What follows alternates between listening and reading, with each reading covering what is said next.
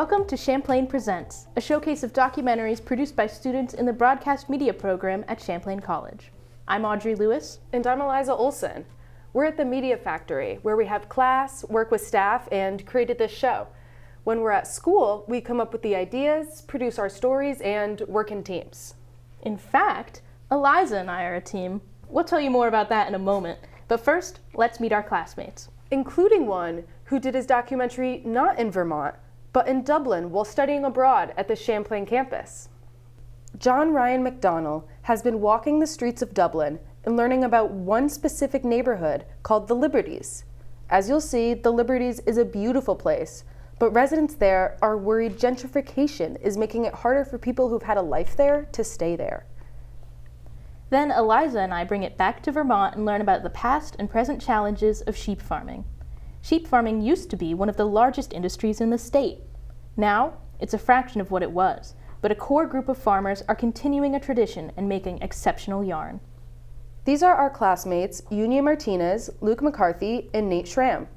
Luke plays guitar and convinced Yunier and Nate to join in on this project. What got their attention? Guitar makers. As it turns out, Vermont has some great ones. The process is artful, technical, and musical. As this team explains, you might be surprised how far some people will go and will pay to get the guitar of their dreams. Their story is called Sonic Timber.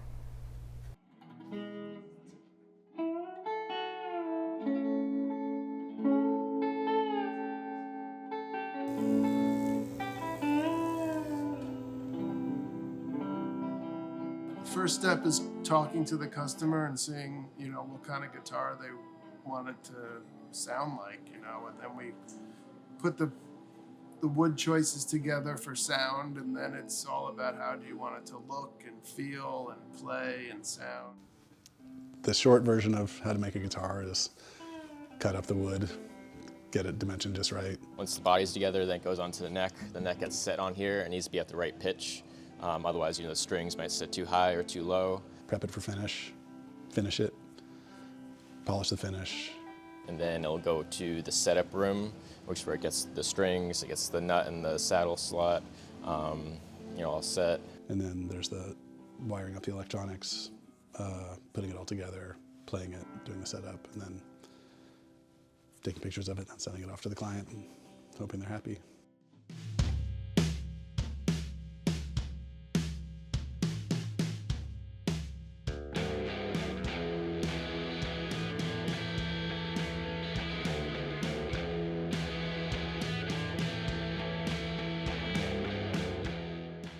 Moved to Burlington in 1996, and I've been playing guitar kind of casually for, 6 or 7 years prior to that, but also as a day job cutting up wood, and I realized I could merge those two things. It was sort of a, why didn't I think of this sooner kind of epiphany. It's been a long journey to get here. I started as a guitar player, I guess, when I was in 5th grade. My family owned a manufacturing company in New York, and then moved up to Burlington in 2012. And that's when I really started, making more instruments under the Circle Strings brand name.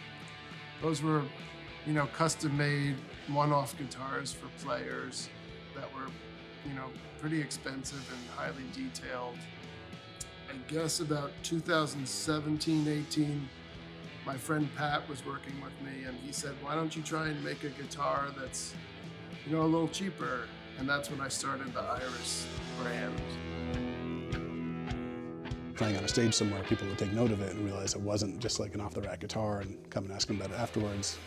Those people would look me up. And so I sort of went from just like a basement hobby to having a full-time job inside of a year.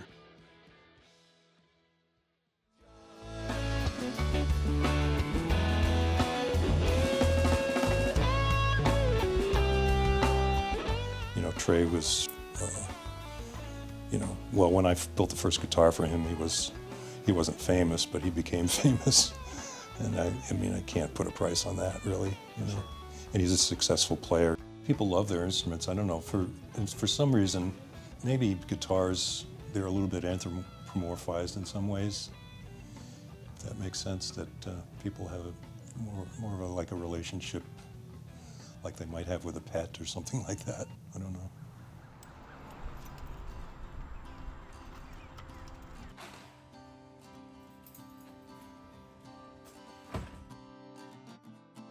Gentleman came in last year and fell in love with an Iris guitar and ended up buying it and taking it home. And then he came back a couple months later and was thinking more and more about building out his collection further and getting something custom built for himself that was a little higher end. And so we started talking about circle strings, and then it was off to the races. His name, it starts with a J. It's Jonathan. I don't know. I won't say his last name, but he approached us and asked us to build him a pretty special guitar out of old growth cedar for the top, and he really wanted to use the back and sides of a figured mahogany from a special tree from Belize called the tree. The tree is it's a enormous mahogany tree that was felled back in the 70s. Took them years to figure out how to get it out of the jungle. And it sort of has this, mythical quality for multiple reasons. I think one is that, it's beautiful. It's this beautiful figured mahogany, and I've seen other figured mahogany, but none that's quite as beautiful and consistent as the tree is. There's not much of it left that isn't unmilled or turned into something already. So that part of this, the rarity, the scarcity, drives a lot of the prices of tone woods in particular for guitar building. We have an unmilled piece of it that was about 6 figures. So it's Will Hilton is doing the neck and inlay. Nick Durkee is the one who did the body build that you saw. And Will Esther will be doing the neck set. Andy Arizosa will be doing the finish. And Storm Gates will be doing the final setup on it.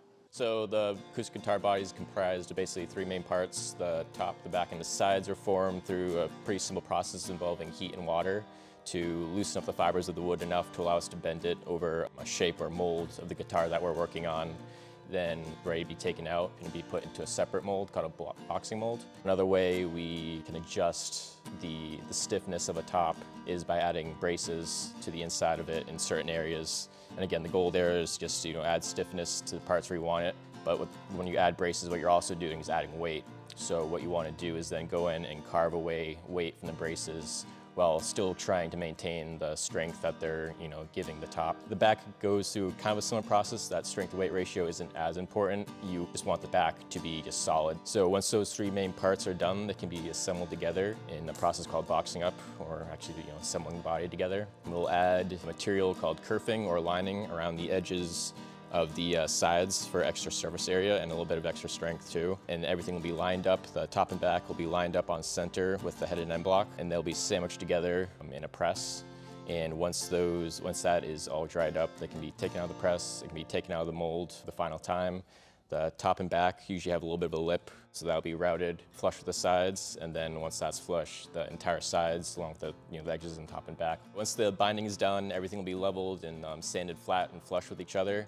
And then from there, it'll move on to Will, and he'll take care of the next set. I'm the head CNC operator, programmer, engineer at the shop. Most modern guitar shops are gonna have some form of CNC capabilities. CNC stands for computer numeric control. It's essentially a computer-guided robotic machine. You feed information to the machine, and in turn it can create parts for you. There's 2 main types of software you're gonna need for CNC. One is CAD software, and the other is CAM software. CAD stands for computer-aided design, and CAM stands for computer-aided machining. With those programs, you are essentially drawing geometry, engineering the geometry on how you want it to work, and you can essentially create parts with the CNC from there. What we're doing in the CNC realm is subtractive machining, so you're starting with a larger object and milling it down to the desired shape you need. You see me engraving the neck blank first, which is laying out all of the information that I'm gonna need. From there, it's flipped and machined precisely to the exact angles and specifications I need. From there, it's carved, and once it's measured, my job is complete. The part is inspected, measured, and then handed off to Will Esther, who's going to be fitting the guitar. Yeah, so the first thing I do is when I get the neck, I kind of carve out a little hollow in the heel area. Then I just pull sandpaper through until it matches the heel of the neck up with the body as tightly as possible, and dial in all of my measurements so that the strings are gonna run straight across the neck and not be too high, not be off-centered. Glue the fretboard on, and then route the slots and start carving and sanding it. After I'm done with it, then I go put it on the shelf, and Andy will finish sand out the body, mask everything off, and then start spraying color and get some build coats on there. I get the necks from Will Esther and just prepare them to get, color and clear, a protective clear coat finish. So that's a lot of, masking off the portions that we don't want to have color or clear coat on, and then laying the stain down into the wood directly and applying the sealer and clear coat over the top of that color. With spray equipment, usually get about anywhere from 12 to 18 coats with sanding in between. We let it sit for a couple of weeks after all the coats have been applied, and then it gets a polish treatment with very high grit sandpapers, and then I hand the instrument off to Storm to be assembled and set up. Yeah, so first it comes in parts, it's all taped up.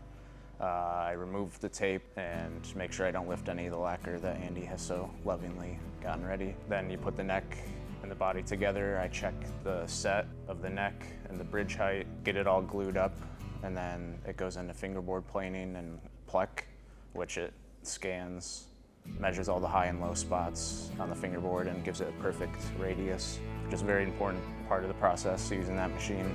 And then it's time for appointments like tuners, nut and saddle, carving those by hand. And at that point, it gets strung up. Yeah, then it's going to be scanned again under the plec. So it's all scanned under tension, and the plec goes through and measures the frets this time and grinds those all down so you have a perfect plain fingerboard, machine perfect, yeah. Once it's all plecked and we'll polish the frets, I'll give it a quick QC, put it in a case, and ship it off to the customer. It's all good to go.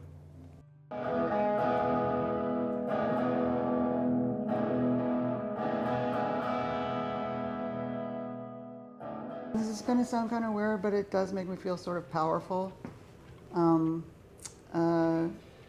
Not in a gross way. It's like wearing, a piece of beautiful jewelry or something. Although I don't wear a lot of jewelry, but I would wear this guitar as a piece of jewelry.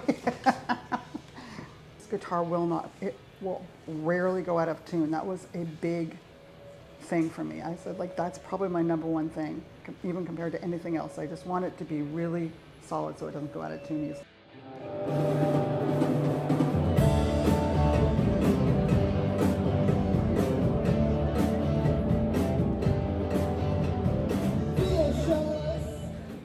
I was really trusting Creston and giving him my thoughts about what I like to play.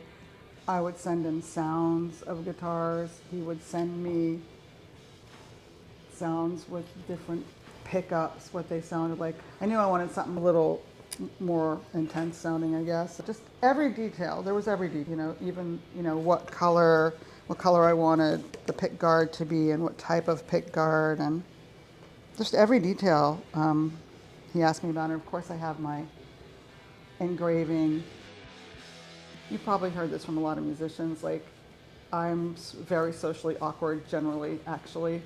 When I'm on stage and connecting with people in that way, this sort of circle of an unspoken sort of energy that happens, I feel more at home or more comfortable in the world than any other time, which is really weird, I guess.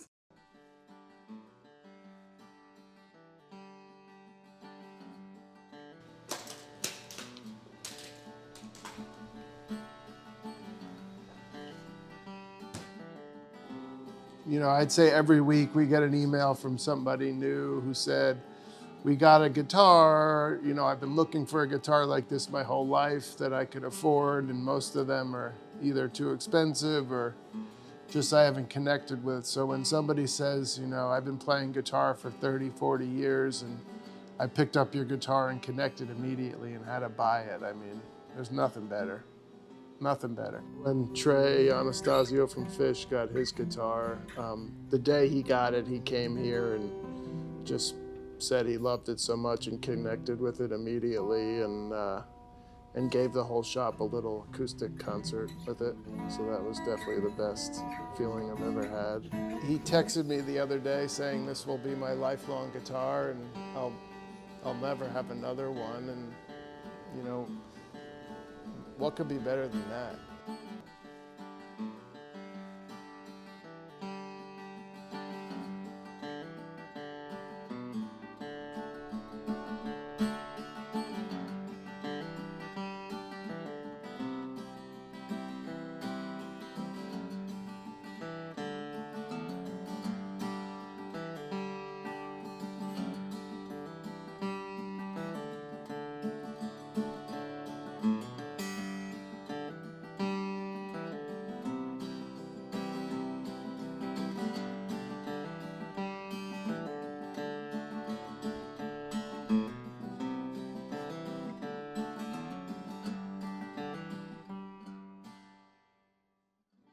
We're being joined by Nate, Yunier, and Luke to talk about sonic timbre. So Nate, what was the most challenging part of this documentary for you? Yeah, it was definitely that we're working with an unusual timeline and that we're following a build of a guitar as it's being built. So the schedule of the end of it is a little bit unknown. And that's kind of hard to manage while, you know, we have assignments due from our professor and we have to manage these two schedules. So the combination of those two things is definitely the most challenging part. Yeah. Yunier, this was a long-term project, longer than we're used to doing. How was that different and difficult? I think we can all agree and start off with, like, it's definitely the longest piece of assignment we've ever had to go out and execute. But I guess some challenges was, like, a lot of communication went into this and a lot of, like, timeliness with the guys over at Circle Strings. So it's a lot of moving parts and a lot of things that you have to put together. And then I think we can all agree one of the biggest things we're so appreciative was the collaboration we had with the Media Factory. Just being able to work with equipment of that caliber was just super big and really helped us execute the story. So Luke, you are a guitar player, so this project was of particular interest to you. What was your favorite thing about working on this? I think my favorite thing about working on it was meeting all the people. They really care about what they do, the attention to detail, the craftsmanship they put into it, and so when you drop so much money on a guitar like that, you know it's going to be made by people who care. And also just seeing the workshops was really amazing. They have really cool spaces, and we also got to talk with Paul Languedoc, who's the guy who builds guitars for Fish. That was really cool. That's kind of like a once-in-a-lifetime thing. He's famously a bit reclusive. Yeah, that's awesome. Well, thank you guys for the chat, and we will be back with the project Eliza and I did about sheep farming in Vermont.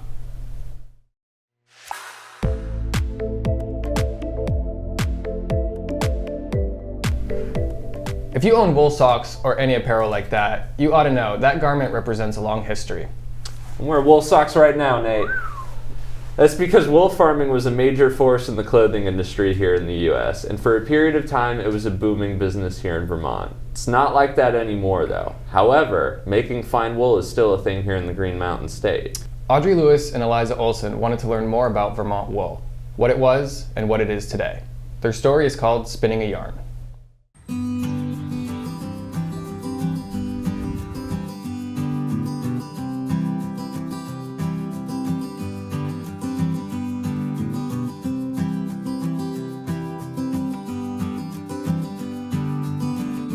When you think about Vermont's staple industries, you probably think of maple syrup, dairy, or craft beer. But in the mid-1800s, Vermont's biggest product was wool.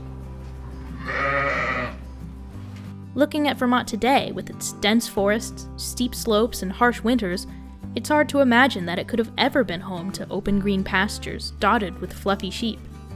Even more surprising is that nestled in those mountains, there's still a passionate, close-knit community of sheep farmers, shearers, and spinners, continuing this historic process so deeply intertwined with this state's environment and its culture.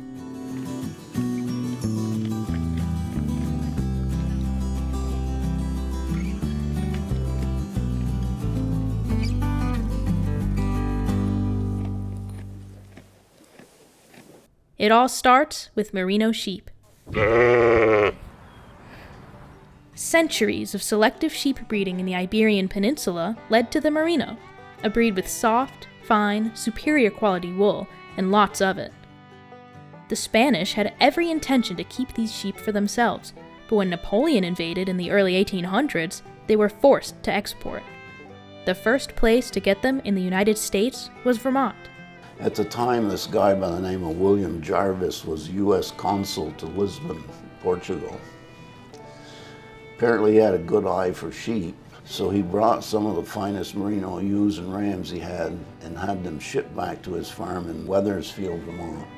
In the 19th century, Vermont looked very different. The forests had been cut for lumber, leaving vast green pastures, perfect for raising sheep. Vermont's settlers already had sheep, but the wool was coarse and scratchy. The merino wool's fine texture was unlike anything they had felt. And thus came the Vermont sheep boom. Between 1824 and 1840, the population quadrupled to 1.6 million sheep, an average of 6 per person. These sheep produced 3.7 million pounds of wool, which all had to be processed at mills. In 1836, there were 33 mills. The next year, there were 334. And then in the 1820s, raising sheep became the primary agriculture enterprise in the state. And in the 1930s, merino were the state's principal livestock. So what happened? As it turns out, there are better places than Vermont for sheep. Sheep need land to graze, but they can't do that during Vermont's long, harsh winters. They also need shelter and supplemental feed, which costs money. Eventually, the Erie Canal and the railroads connected New England to the western United States, where huge swaths of land make it possible for sheep to graze year-round. Of course, then the Vermonters couldn't compete. Today, the West is still the easiest and cheapest place to raise sheep. Plus, the government subsidizes the land, allowing farms to raise flocks in the tens of thousands. The entire state of Vermont only has 17,000 sheep, and they're scattered on sheep farms throughout the state, ranging from small to tiny. In Berlin, Kristen Gallagher and her family raise sheep on the Dodge farm. We've been here on this farm for 14 years, and I have worked on farms for 25 years.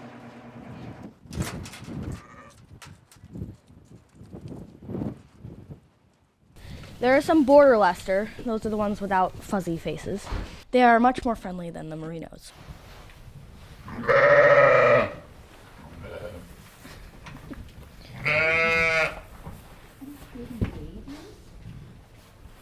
We have chickens, cows, sheep, and 2 cats.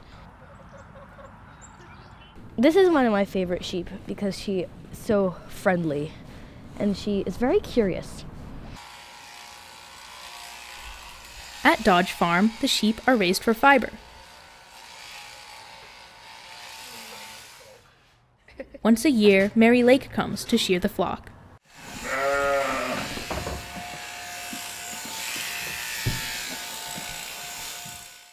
Kristen used to take her wool to mills around New England, but the turnaround time was too long, and the wool would often get mixed with other breeds. So, Kristen started Aurora Spinnery. It was obvious to me that there's a need for this scale mill in New England because a lot of people have small flocks and specialty breeds that they don't want mixed with other wool. Thanks to all this machinery, Kristen and her family are able to process wool exactly how they like.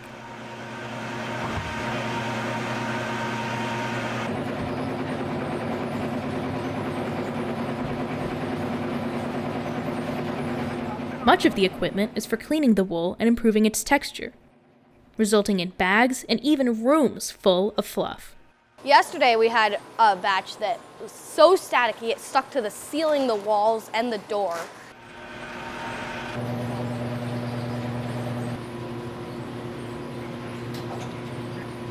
One of the things that's really great about this equipment is that we don't just make yarn. We make lots of different products to try to offer different avenues to use that wool. Aurora Spinnery makes yarn in a wide variety of sizes and colors. And then here you've got a skein of yarn. For Kristen, it takes about a week to process her entire flock's wool. For most of the year, Kristen works with other small flock farmers from around Vermont.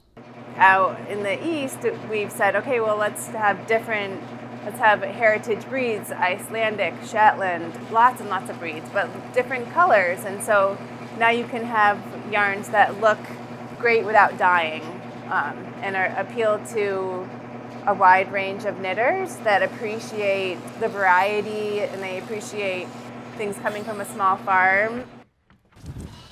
Yeah, wasn't that long ago that you were a baby, huh? You like the idea of some milk? But Vermont farmers aren't all raising unique breeds for artisan yarn.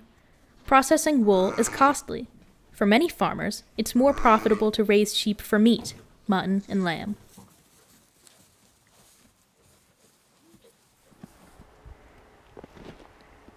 Chet Parsons' farm in Richford actually started out as a cattle dairy farm. So this is the Parsons farm. It's been in the Parsons family since 1919. My grandfather bought it. An experienced farmer, Chet started teaching about livestock at the University of Vermont Extension in 1985. But the job required knowledge of more than just cows. But I didn't know much about sheep, so I went out and bought a flock of 30. I mean, I jumped right in. Chet only just retired from sheep farming, selling his flock to Shelburne Farms in 2023. And for all those years, they weren't raised for fiber. They were raised for meat. Looking at the economics, it's not hard to understand why. In Vermont, mills buy raw merino wool for around $6 a pound. The sheep only get shorn once a year, and that produces only 8 to 10 pounds of wool. So that amounts to about $60 per sheep per year. And that's for merino wool. Meat breeds have far lower quality wool, which isn't worth much. The wool from Chet's last shearing season sits in his barn, unused. The wool is considered, a byproduct or something that is not highly valuable. Some of the medium to coarse grade wool is still useful. I mean, it's this amazing antimicrobial product that can be used in many different ways. So a lot of people do want to raise fiber sheep too. The challenge? Turning wool into yarn is a labor-intensive, time-consuming process. If farmers want to sell the product themselves, they have to pay mills for their services, then figure out how to market their product on their own, while managing the finances of raising the sheep. So I figure out my food costs for the winter, and my shearing costs, and the mill costs. So I know a skein costs me X amount, and then I price it accordingly. There's no lack of demand for yarn. During the COVID-19 pandemic, many people took up knitting and crochet. But this new customer base isn't flocking to local wool. It's easier and cheaper to buy from craft store chains, who mostly sell yarn made from plastic. A normal ball of acrylic yarn costs around $5, while a skein of Aurora Spinnery's plain white wool is $30. Plastic or rayon, any sort of synthetic processing of fiber to make yarn has huge environmental costs. We pay those costs in other ways, to our health, to the detriment of our waterways, of our land. For many years, Matt Becker has worked in environmental cleanup for the Vermont Agency of Natural Resources. 2 years ago, when COVID-19 had him working from home, he bought 6 merino sheep from the same New York farm as Kristen Gallagher. Life is short and I wanted to learn something new, and being in Vermont is an excellent opportunity to learn anything agricultural or farming related because we still have those lands available to us. Matt is already planning to expand his flock. And what I can do is I need to start introducing these girls they're in their last month of pregnancy, so they need to start getting a little bit of grain. So we're gonna give them oats.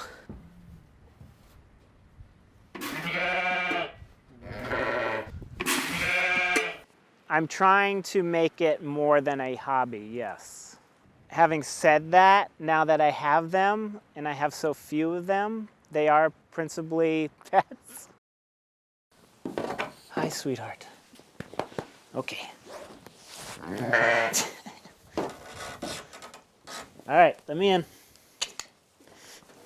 There we go.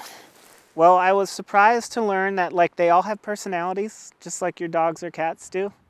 You got your shy one, you got your fence jumper, they all have their own little thing. Vermont's small but passionate community of fiber producers provide a powerful support network for each other. But getting started is still a tough road to tread. Everybody's really encouraging and offers advice, but what I have realized is that we've lost a lot of institutional knowledge just about sheep and farming. People like myself are learning it over again. Yeah, and sometimes we meet people like Chet and Mary Lake and Kristen who can fill in those blanks.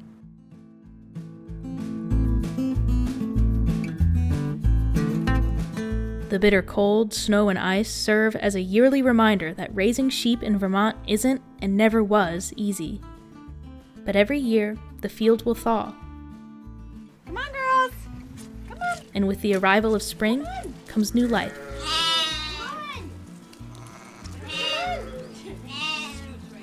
Come on, Lily. You got it.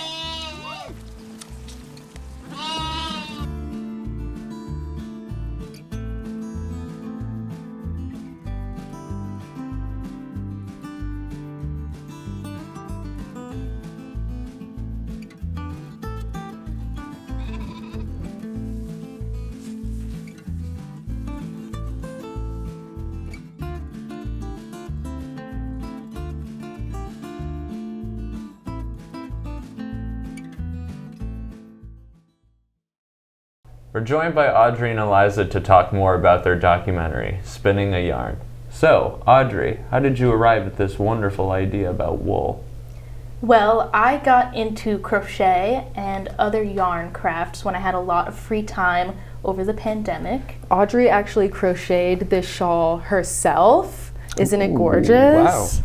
Yeah, I did. I've made a lot of different things, and I've done a lot of my projects here at school related to yarn and to crafts.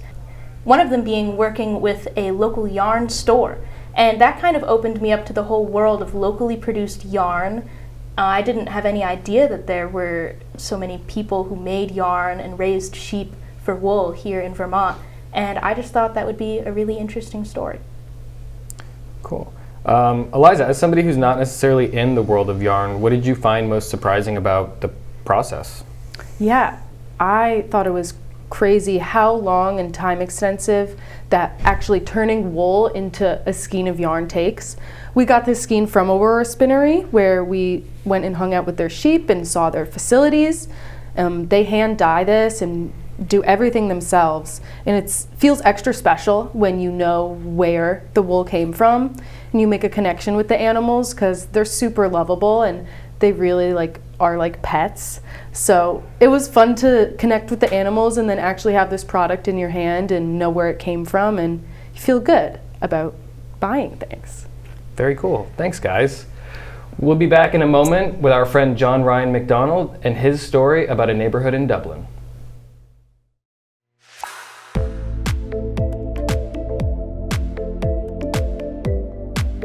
One of the great things some Champlain students have the privilege to do is study abroad, and we have 2 campuses in 2 international cities, Montreal and Dublin.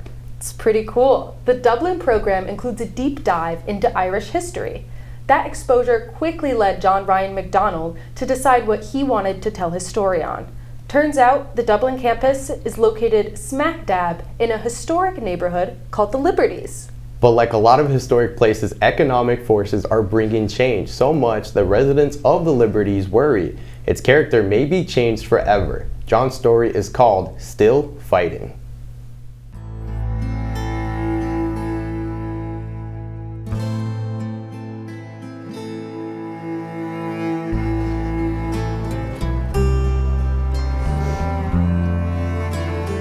My name is Liz Gillis. I'm an historian and I'm an author, specialising in the Irish Revolution 1916 to 1923, but I'm from the Liberties in Dublin. When you visit the Liberties, you're visiting the real old Dublin.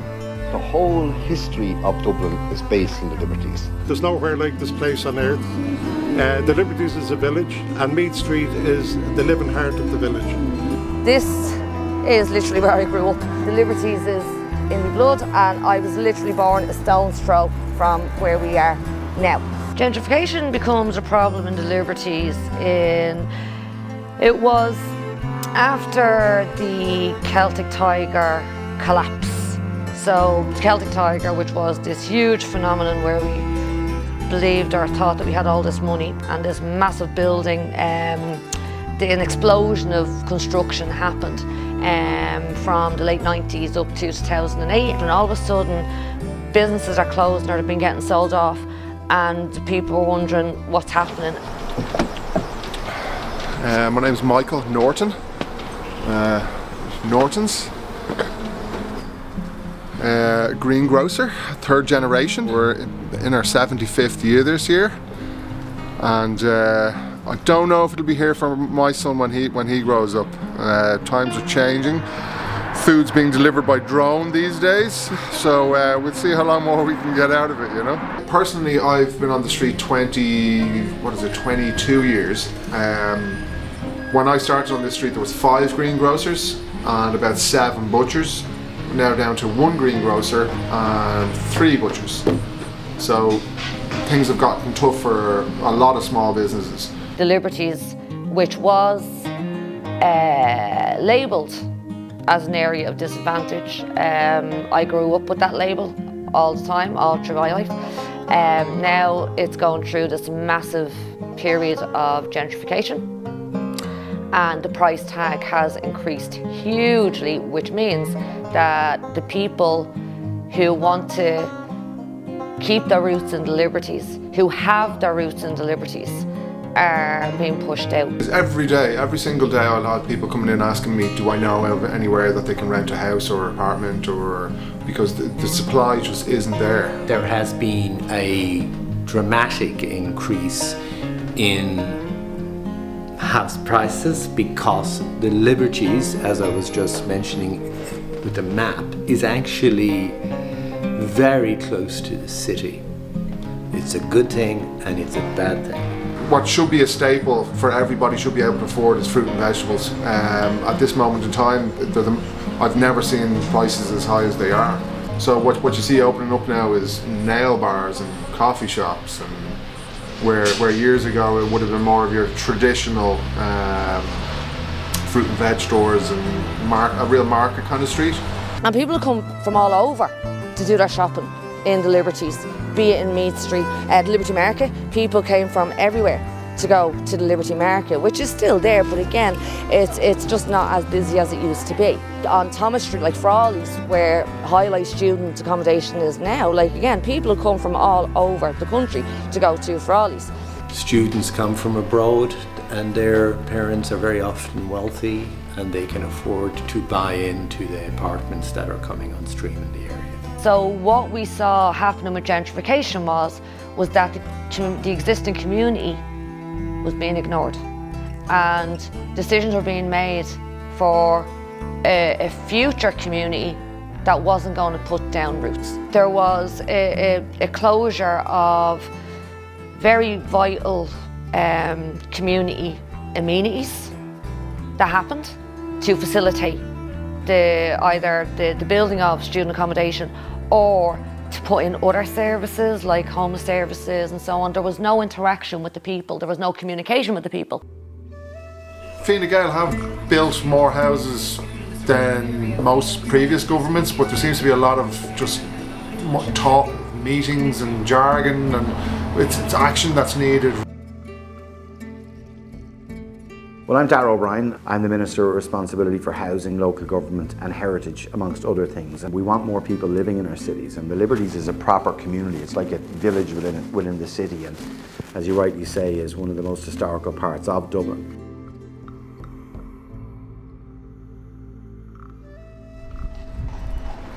One of the complaints that residents in the Liberties have had specifically, and this predated me, it was a legacy issue, was the predominance of, let's say, student type accommodation. Look, that's why we're investing heavily in social and affordable housing. This government, myself as Minister, have never invested so much. It's about €5 billion this year. We've some very good schemes. They're knocking down all these buildings and they're replacing them just with glass. Just soulless buildings, you know?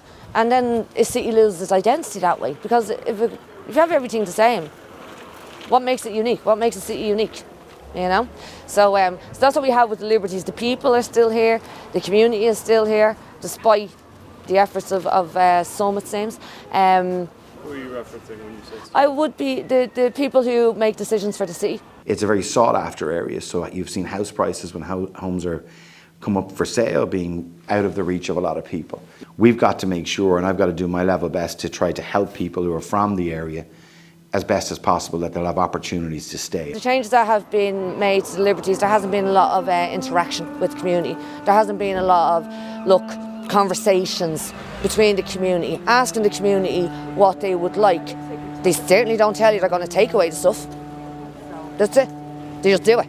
And you're meant to accept that. That's wrong. I use one example of the Ivy Markets in the Liberties too, where we've put significant funding just very recently, about €9 million I've granted to rejuvenate that, what was a wonderful building there. Like, imagine if we had it back. And it's so big, you could do so many things with it. Like have the market space, but then have, you know, an event space. Well, like, otherwise, what are they going to do? Leave it there for another 20 years? Yeah. This is the iconic Ivy Market, and as you can see, it's just all boarded up. But this would have been once a thriving part of the Liberties. This was going to be redeveloped, great plans that you'd have, like, you know, a reinvigorated market, and then it never happened.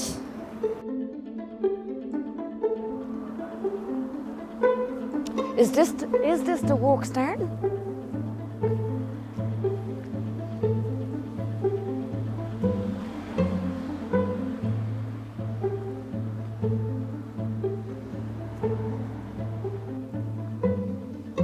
Oh my God.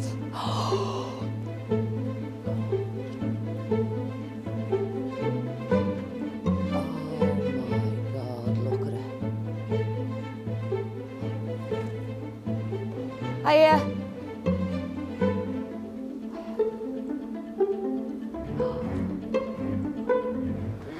Work on it. Yeah. Is it? Oh, good. Thank you. Well, they might be starting work on it.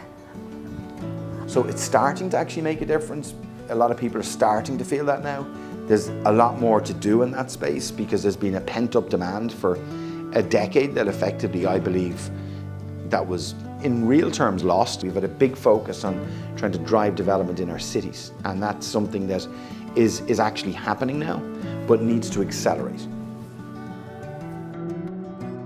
I do miss the Liberties, I have to say. Even though I've only moved like a 10-minute walk from here, it's not the Liberties. Just saying hello to people, having a chat. I suppose I really got to know the value of the people in the Liberties. Hey Margaret, how's it going? How's James? Tell him I said hello, will you? Tell him I said hello. Hey Michael, how are you going? How are you doing? You alright? People have lost the art of conversation. And even there, like stopping, like even talking to yourself there today, Liz, like you've brought sunshine to my day because I was preoccupied with, say, go here, go there. You see, the secret of life is this, that poverty will always hide itself, but say arrogance will always display itself. So you can see the change, and change isn't necessarily a bad thing, it can be a good thing. But we'll wonder if we'll still be around here in another 20 years, you know?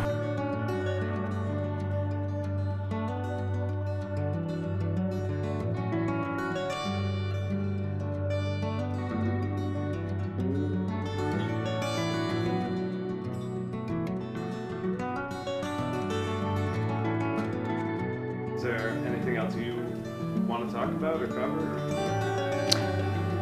I think so. Do you think we've got everything? Oh yeah. Sure. Yeah, that's all my questions. Hashtag love the liberties. Hashtag love the liberties. It's 2 stars, Michael. Sunglasses now. How are you going? I'm good all as well. Busy? Forward to Easter, you know. Fantastic. That's that okay? All the questions I have for you. Brilliant. I would love if I have just like an extra minute or two to Yeah. get a shot of you walking down the hall. Yeah. The demographic of most of the antique shop owners is, to be polite about it, pretty much nearly all north of 60, and some of them much older. And there's not too much, there's a couple coming in, but not too much new.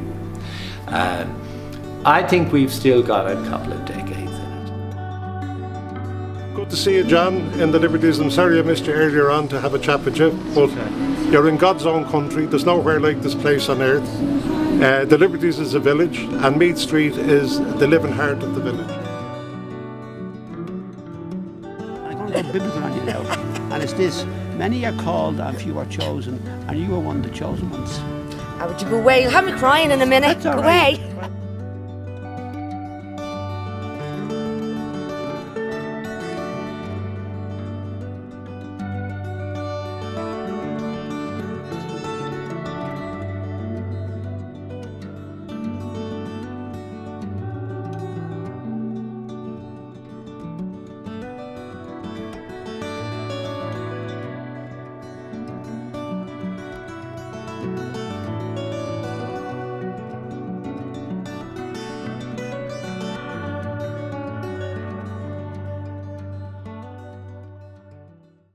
We're joined by John to talk more about his story. John, can you tell us how you came to Dublin with one idea and then changed your story to focus on the Liberties? So I originally came here planning on shooting musicians and street performers in Dublin. That was just immediately of interest to me, and I wasn't here yet, so I had to kind of pick a topic that seemed interesting, but I didn't know a whole lot about. And on my second day here, my topic completely changed. I did a full 180 and completely changed it. I was on a shop tour, meeting all the local shopkeepers and local business owners and things like that. And I think I spoke to about 8 of them that day, and every single one had kind of a similar tale to tell about the Liberties, the area that Champlain, Dublin is in. And that's of like the inaffordability of housing and just that local businesses were struggling to survive here because of a lot of outside investment and a lot of money coming in, so rent prices raise and local businesses are forced out. People who were here for generations are forced out. Another thing I noticed on that tour is that almost every single one of them had family here and family had been here for generations, but they no longer lived inside the Liberties. They were forced to move out. So pretty quickly, I think I realized that this was the topic I needed to cover. It just felt really relevant and really important right away. So I did a full switched my topic on the second day that I arrived. And that was interesting. I had to kind of reshape the way I was thinking about my capstone and completely transition to covering something else. So yeah, it was really interesting, and I'm really glad that I made that switch. So John, what has it been like to do this story by yourself in a different country while trying to reflect on the reality of that culture? Coming to do my capstone in a country that was pretty much foreign to me was really, really interesting. It was definitely a challenge, and I remember being very nervous at first. It's really hard to kind of land in a community, and immediately you have to kind of start figuring out, who can you interview, how can you cover this community the best and accurately. So at times I think it was quite difficult, especially trying to, we have to communicate back to the States and back to Dublin and back to the States with the whole class and Mr. Oppenheim. But I think it turned out to be a really big learning experience for me. I really realized quickly that I needed to not just look for people to interview, but actually look for people just to talk to and kind of place myself within the community and get an idea of how to best cover the problems that were happening here with gentrification. So yeah, it was definitely a bit difficult at times, but a really, really interesting process, and I'm so glad that I came here and finished out my schooling here and got to complete my capstone here in Dublin, Ireland. Thanks, John, and we'll be right back with a short goodbye.